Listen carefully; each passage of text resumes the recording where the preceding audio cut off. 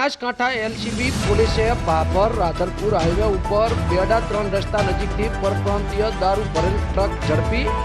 Banaskantha LCB પોલીસે બાતમીના આધારે કોલસાની આડાસમાં ટ્રકમાં છુપાવેલ પરપ્રાંતીય દારૂ ઝડપ્યો હતો, જેમાં ગેરકાયદેસર વગર પાસ પરમિટનો પરપ્રાંતીય બિયર બોટલ નંગ 1157, કિંમત રૂપિયા 1,38,840 તેમજ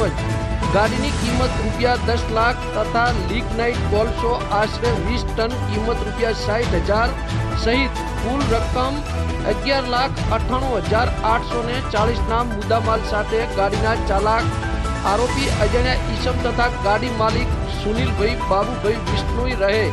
ચાંપાબેરી બામરાલા સેડવા બાડમેર રાજસ્થાન વિરુદ્ધમાં ભાભર પોલીસ સ્ટેશન ખાતે પ્રોહિબિશન એક્ટ મુજબની કાયદેસરની કાર્યવાહી કરવામાં આવી હતી,